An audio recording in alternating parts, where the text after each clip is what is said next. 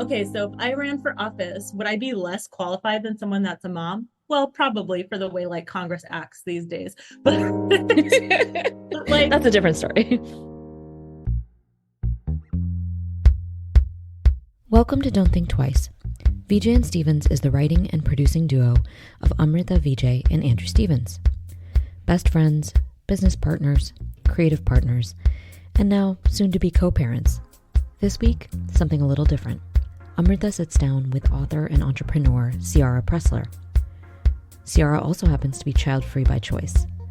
We talk feminism, cultural expectations, and the difficulty of alternative community building and making choices that don't fit with the dominant narrative. This one's cathartic. We're doing this run of episodes for the podcast, just sort of talking about Andrew and my story, but then also I really wanted like a female perspective centric episode. But I was really drawn to the idea of wanting to talk to somebody who does not have children and like does not plan to have children. And everyone that I asked was really, really reticent, even if they felt really convicted about their choice. wow. So I'm grateful to you for like being willing to even talk about it in the first place. All that said, can I ask you to just really briefly say a little bit about yourself? Sure. So my name is Ciara. I live in Portland, Oregon. I'm 44 years old. I own a business. I'm single and I don't have kids. And I guess just to dive like really right into the deep end, like, do you feel like that was a decision that you made consciously? Yes and no. I think as soon as I realized you didn't have to, I knew I didn't want to. And that was the case for both your being single and for children, do you think? No, not at all. I would love to have a life partner, but I'm not willing to have just any life partner. I think that I'm not willing to have a life contract with somebody who doesn't want to do life the same way or similar way or in a supportive way as me, and I haven't found that person. But it's also very hard as a straight woman to find men who want to be child free. Oh, that's interesting. So you find that the people that are in your dating pool are like either eager to be dads or are dads already? Yes, and it's interesting because I moved from New York City to Portland when I was 35.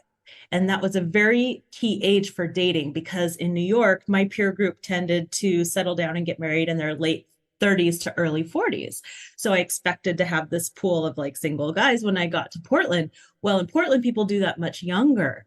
So when I Mm. got to Portland, I'm going on the apps and like all these guys are divorced with kids. And I was like, wait, I skipped a whole stage of life. And so, a lot of people are divorced, which is not a problem to me, but already have children. I definitely I hear that, and definitely New York has a little bit of an arrested development quality to it.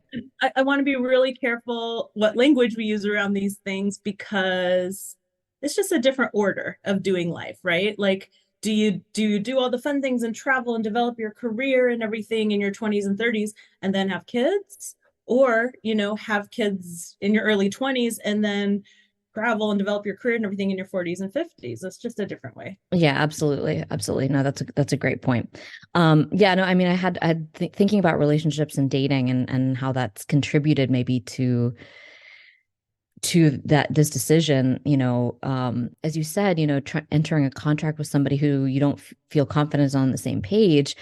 I think a lot about like the compromises that women need to make in order to have a partner or to achieve some of these like traditional milestones. I just read this morning this like new Yale study about how a lot of women are freezing their eggs or delaying this decision to have children, but contrary to what we might think, it's not just about like delaying the decision to reproduce, but the study was showing that actually it's more of a lack of suitable partners, male partners. Yes. And first, I must say, I have to see this Yale study because I have been saying this. I have never heard anyone like in the mass media, like the bigger New York Times or Washington Post, make the point that for women in my peer group around my age, the numbers aren't equal, right? Like for the amount of effort I have put into life, there's just not an and I know so many single women my age who have like put so much effort into developing their careers and staying healthy and traveling and money and all these things,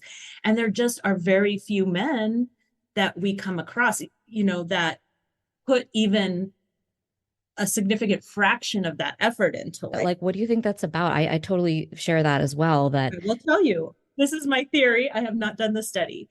First of all, I think it's very tied to race also, Mhm. because I grew up in the 80s where the ideal of a partner was in popular culture was a blonde hair, blue eyed, fair woman who certainly didn't have any sort of career ambitions or anything. And so I think that's sort of etched as an ideal in all of our consciousnesses, right? And then when you go into being a person of color, and certainly in the Black community, there's over incarceration, and there's the numbers are Mhm. not equal, and nobody ever talks about that because our culture wants to blame women. Just period, they want to blame women.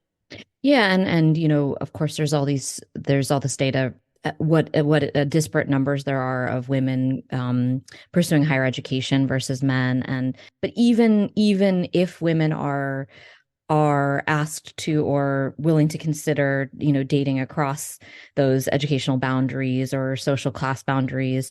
Even with that said, like I think there's still a mismatch that I'm observing quite a lot, like in my peer group. And I don't mean this in a pointed way, but I even looking around at the people that I know who are partnered, there are very few examples like equitable Right.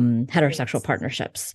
Absolutely. And I'm not saying that my group of male friends was necessarily indicative of everyone. This is very anecdotal, but um, the majority of my male peers in my 30s were looking for dating or ended up partnering with women who were not their equals, Mhm. and in the sense of being less ambitious, much younger, different things like that. It's just a different standard. And I always say we grew up being told, like, go girl, you can do anything, but the men didn't grow up being taught how to relate to women who could do anything. That really says it all. I absolutely agree with you that I think it's much more a factor of unequal partnership than I think the mass media has caught up to for Yeah. sure.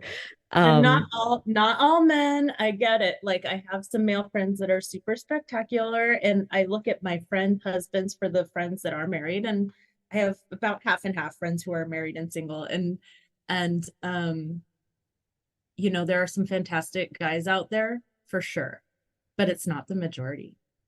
yeah, yeah. I'm curious, like, have you ever explored wanting to have children with a romantic partner, or thought that you might want to, like, was there ever a moment where you thought, yeah, I do want to go that route, or not at all?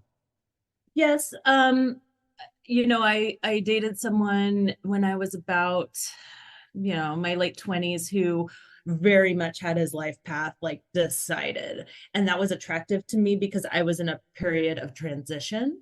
And so his path seemed very attractive because I didn't have one. So it was really more a function of like self-esteem than it was like me wanting kids. So there was that brief moment. And then the other moment was when I was thinking, a couple of years later, like, oh, I need to have kids or I won't have anyone to take care of me when I'm older. I'll be alone.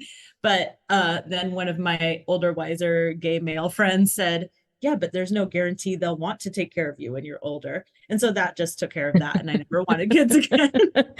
Well, the Save thing the that money and hire someone. that's exactly what I used to say to my mom too, was when she would make that argument, I'd say, well, I'll take all the money I saved on not having a kid and hire a hot nurse. So did you not always want children? I don't know your story. This is a change of gears for me. But I think it speaks really very much to what you've said about kind of the context for child rearing, which is that, and I think especially for heterosexual couples, that's such an unexamined relationship. Definitely. I mean, if I had to pick one single biggest reason, which is even to say I need to have a reason, I think people Which you more don't. need Yeah. to have a reason to have kids than to Yeah. not have them. But, um, it would be certainly feminism. It's so unexamined. The roles and the cultural expectations for mothers versus fathers are still so far behind. I don't want any part of it. And so many of my friends, they get married, they have kids, they change their mind, they didn't want kids, but once they get married, they just decide to have one. And then they are, really struggling with the roles in the household. And I always think, didn't you guys talk about this before you got married? It seems like such a big part of the negotiation of marriage, but I guess not everyone, um, Or you think you have you talked know, it through, and yeah. and there's just a lot. You default, I think, to certain gender roles and things like that. So I'll say that, like, even among my friends who are married and who consider themselves to have really equitable partnerships and are really committed to that, um, even if that's explicitly a part of their relationship, it's absolute. I mean, it's undeniable that there is still a major imbalance. And I want to be very careful to distinguish cultural things from personal decisions. Oh, And absolutely. it's living in a culture where it's still very uneven, knowing that, yes, of course, there are certain families that may have a more even distribution or may talk about, but it's not the norm. And even if I had a, you know, fantasy perfectly equitable household, I still would have to exist within a society where, you know, people think my husband is babysitting when he's doing childcare, or where, I'm expected to have custody should we divorce or anything like that. Yeah, no, for sure, for sure. One more question I have sort of on the dating realm before we move on from this is, you were mentioning that you're finding even now in your dating pool, it's like difficult to find men who don't want to have kids. And I wonder if you can just speak to that just a little bit more. Do you find that still the case for you? And is that like, does that limit the dating pool for you in certain ways? It's so hard to find people to date who meet just like the basic criteria for Yeah. spending time with. And I'm not talking about like, oh, he has to own a yacht or anything like that. I'm talking about is not racist, seems not sexist, right? Like doesn't have kids. So if you just take out doesn't have kids, first of all, just most people who are in the dating pool, I'm older than you, right? I'm 44. So most people in the dating pool here in Portland, where I live, they're going to be divorced with children. And here's the first thing is I'll say I'll try to word it in a, more neutral way, like I am committed to a child-free lifestyle Yeah. because it's a lifestyle issue. I don't want to go to, sports practice every night. I don't want to make my trips fit around this 1 week of spring break where everything doubles in price. So, Right. but it's this whole like, oh, let me make your decision for you, which is extremely sexist, where men will be like, still try to date or go on a date and be like, oh, but you don't mean my kids, or you don't mean my kids who are grown, or, and it's like, yes, I mean that. I just said that. Why don't you believe me? I just said what I Right. think. And I think that's sexism. Yeah, and the expectation that that you would be like have any sort of step parenting kind of role, I think comes part and parcel with being a woman in the dating pool, is that there is some expectation that you would eventually, like if you started dating this person, that you might eventually like want to go to soccer practice or want to, want to do these things. And yeah, people definitely don't take you at your word. I'm struck by the lifestyle choice thing. Like, and I think that's like, I want to return to that. Like, talk a little bit more about that. Like, what is the lifestyle choice? Like, what do you see as the lifestyle? It's everything from I like how clean my house is to I just be the hugest bitch in the PTA being totally outraged about schools these days. It's everything. I'm a pretty high achieving person, but like I only have so much energy to deal with everything in the world, and admire and respect people who are good parents. I think it sounds very hard, but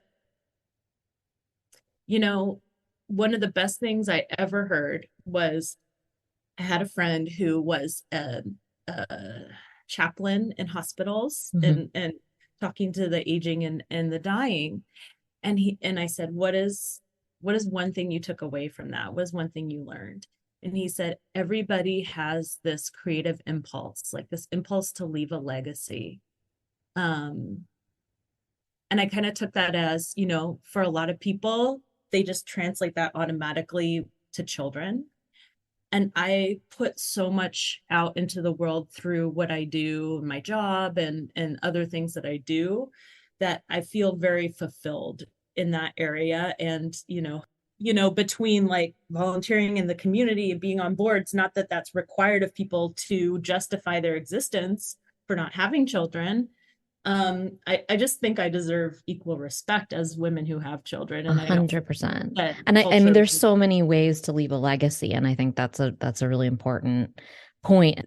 There's so many ways to do that, and there's so many creative impulses that can exist that don't have anything to do with generating life. But um, I think you also touch obliquely on something that was deeply frustrating to me, for the period of my life of being child free and consciously child free, is kind of this idea of having to justify that decision in some way.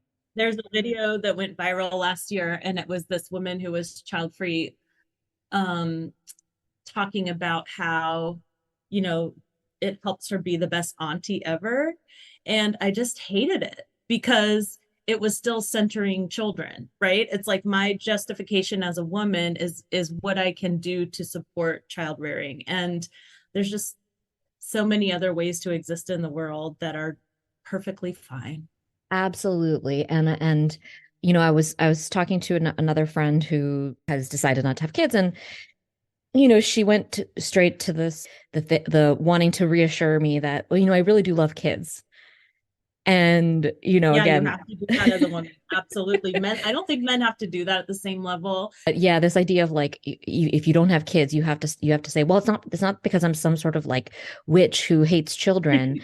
I love children. I love everyone's children. And honestly, like that's not even really the case for me. Like I love my nieces and I love like my friends' kids, but I'm not like in general a person who like loves children. I don't like default want to hold your baby or like want, and why do I even have Yeah. to defend that? Why can't it just be like people? I like some people, I don't like other people. Right. Or the other thing we think about is and I get to hear a lot of things that people are really thinking because I'm like the safe person who doesn't have kids. Hmm. So what about all my friends who are like, if I could do it over, I wouldn't have kids. There's just That's no a big space. taboo, and one that I think there's not a lot of room for, especially for women to say like I regret it or, you know. I think the biggest problem culturally right now is that we can't have these conversations. I feel safe having this conversation with you because you're smart and you really put a lot of conscious thought into how you've designed your life. But I would say probably 75% of my friends, we couldn't even have like a conversation without it being super personal and like being able to separate yourself from the cultural thing that's going on.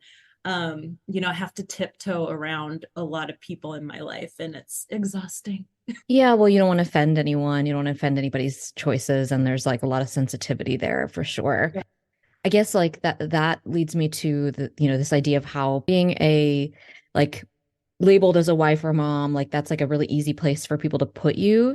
And like whether it's within your friend group or from strangers, like can you speak a little bit to like how you feel people treat you when they can't label you in those ways? It's not so much that, it's more that there's like no models. Like I get frustrated sometimes because I think there's just not a lot of cultural icons for what it means to be a child-free 100. single woman in your 40s, like I'm like, especially women of color. This is um okay. This is like actually on my list too. Lack of role models for happy, single, child-free people.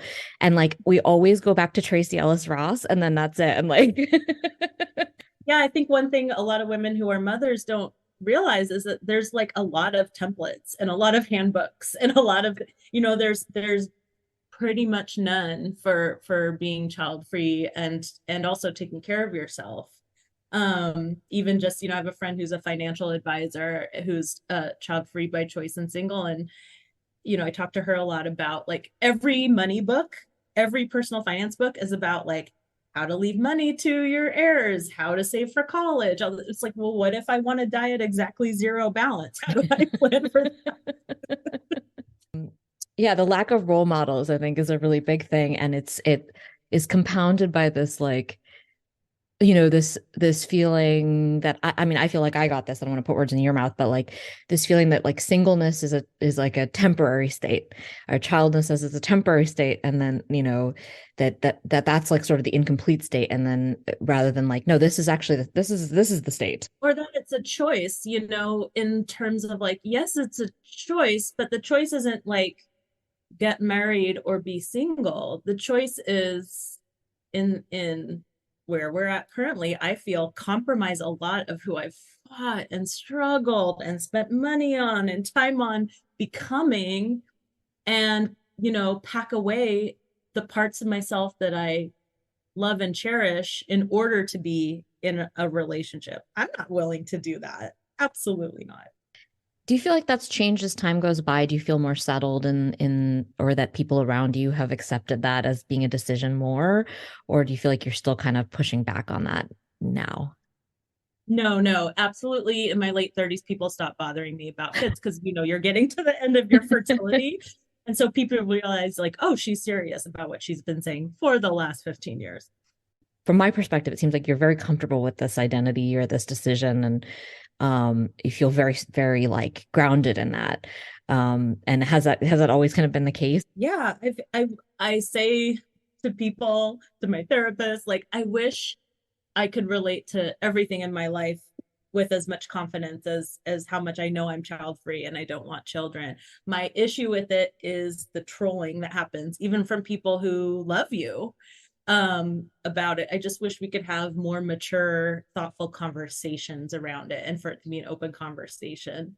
Did you feel you got that pressure from like where was the most pressure? Friends, family, social media, like what direction, or Mm. from all directions? No, it's not like a specific person. It's just cultural. It's just at this age, you're a mother. At this age, it's just the kind of in, non-specific cultural expectation. The fact that there's an absence of role models and templates and examples of what this means is an implicit pressure to do it the traditional way. Yeah, yeah, absolutely. And it is something that is so like you are pushing back against the expectations of these mile markers. There's something really important actually about making that kind of stand and like being unapologetic about making a different kind of choice. Gosh, I was having dinner with a couple friends that I have been friends with a very long time that have kids, and it, you think you're all kind of on the same page, and like something, the conversation turned down some path where it ended up, them pretty much saying like, yeah, I think I'm a better person because I'm a mother. Like, I have a higher calling than you.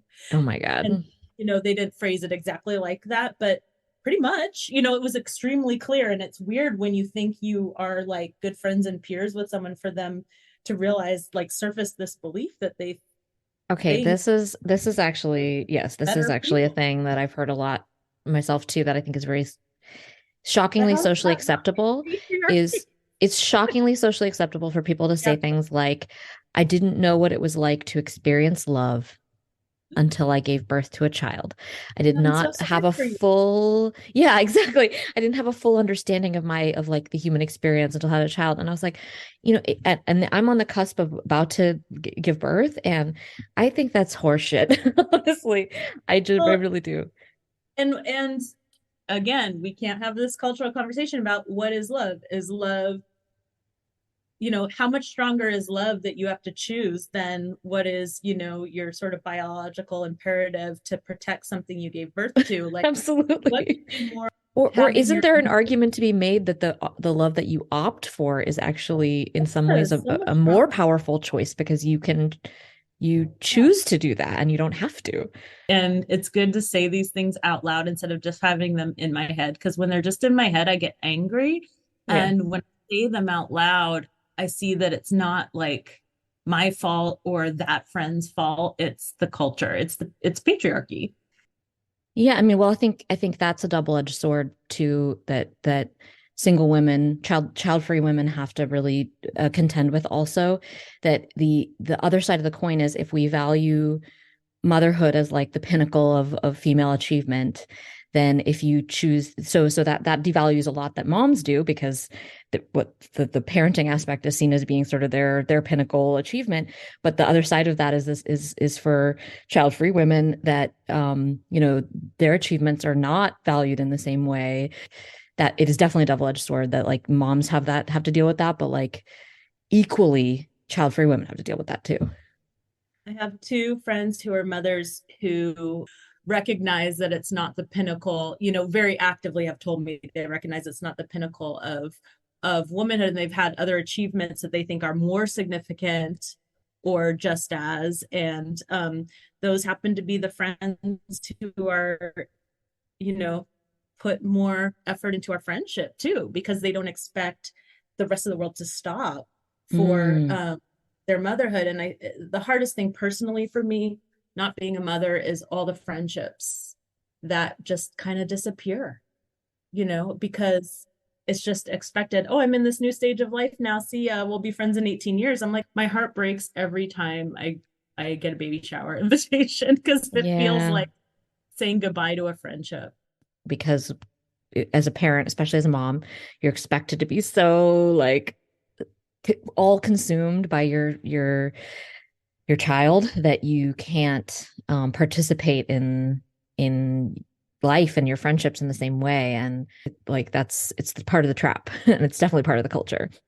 And it's not that those friends are, listen, I expect the first 2 years of a child's life are going to be like all consuming for the parents or anything, but like, I, I just, I would love a text message that just says, miss you, look forward to when we can hang out and catch up again, or something, or like, I guess like I'm just I feel like we've covered a lot of ground here, and I do feel like it's cathartic. I think because there's so many of us, and again, I know this is a socioeconomic thing as well, like my group, my peers. I have a lot of friends across the country. I'm very fortunate, but it's also because I have a lot of time to put into keeping up with friends, and it's very important to me. Um, I have so many friends who are child free. I have a lot of friends who are also single, who are in their 40s and 50s and even 60s and 30s. And there needs to be more of a cultural shift to taking care of each other, because Mm, I understand that we're doing a lot alone. Even if we live alone, could we have more sharing, have more meals together, have more community? I try to create that in certain ways, but um, I think everybody does need family. And I love that you have a family of choice.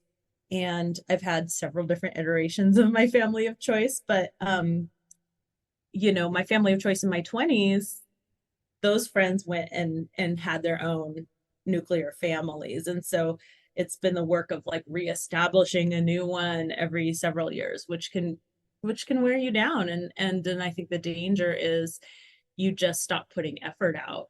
I mean, I've seen myself want to put less effort into building new friendships and really looking at whether that those people are available, um, because of having gone through a lot of those cycles of building a close friendship, and then the person um goes on to a different life stage without there being any there's no conscious uncoupling that happens. I think that's such an important point. Like you said so much there. And first of all, it's good to know that you feel like there is a peer group. Is there a community that you feel like of people who are sort of in the same, have made some of the same decisions? It's not a community how I'd like it to be, like a group of friends that gets together every week. We're spread out around the world. Hmm.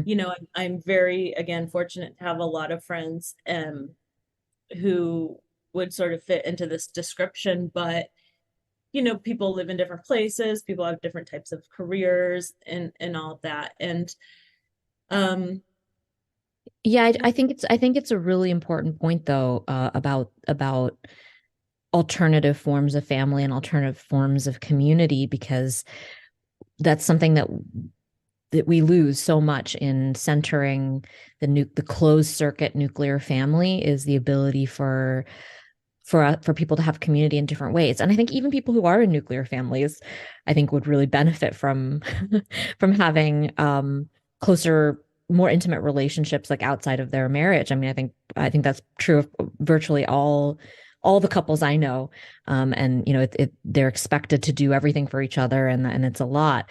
But yeah, I've been that's sort of one of the major questions of my life too, is like, how do you build that sort of chosen family in a way that's lasting? And what you've spoken to a little bit is that people are only willing to commit so far. And I wonder about how we can, I mean, I don't have an answer, but I just wonder a lot about how we can make better definitions of that types of intimacy and those types of relationships.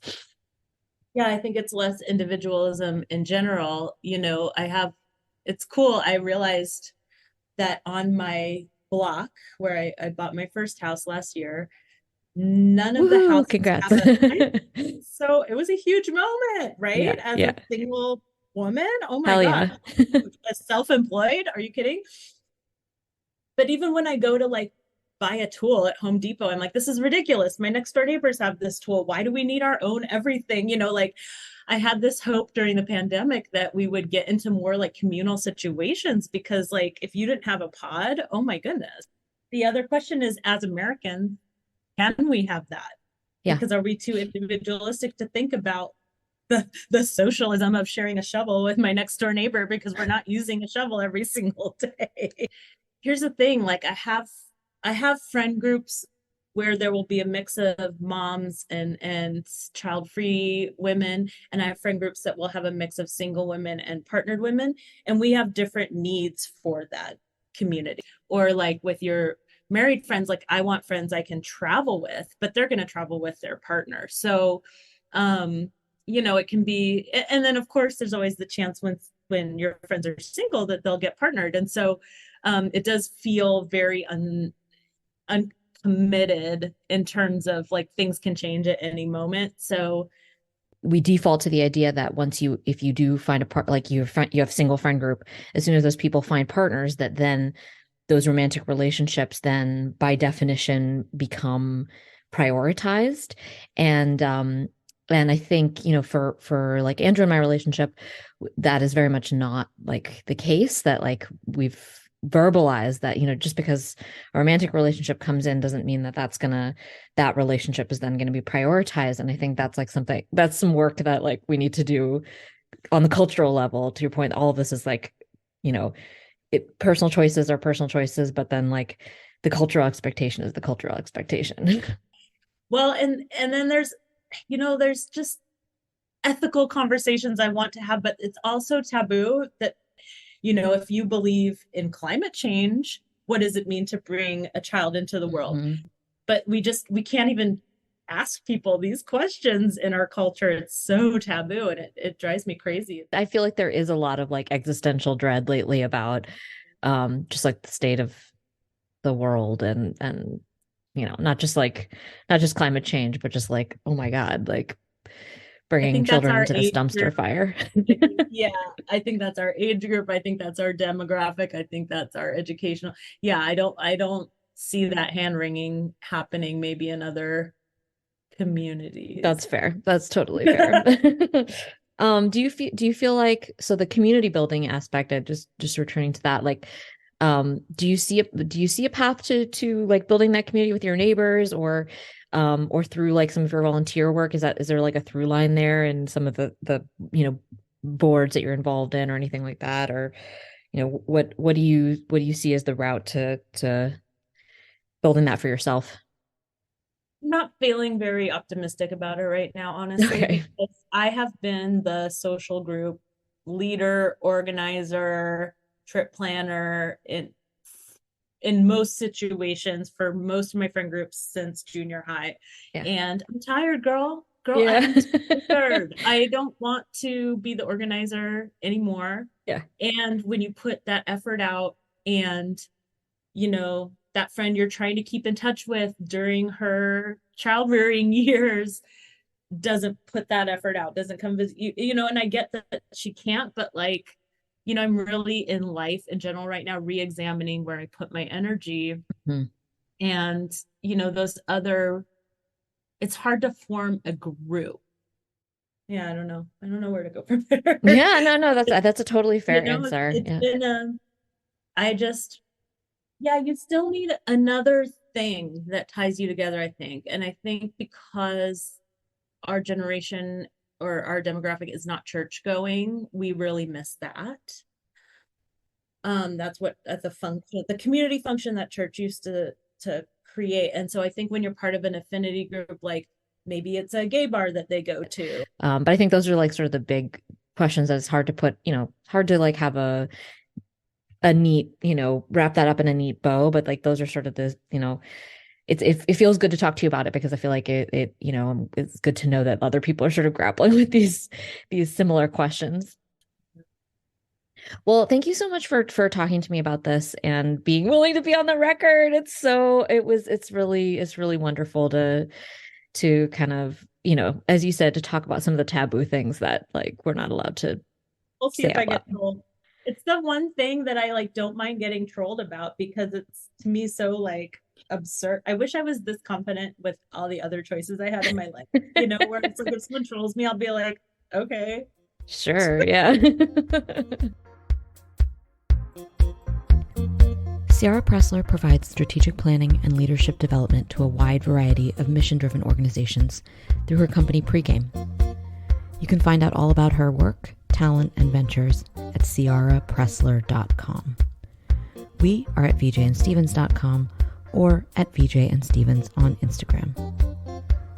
In our next episode, Andrew sits down with our friend J.R. Andre, a soon-to-be dad in a different family setup. They talk gay fatherhood, where family building sits within the community, and the ways that their experiences have been similar and also very different. See you next time.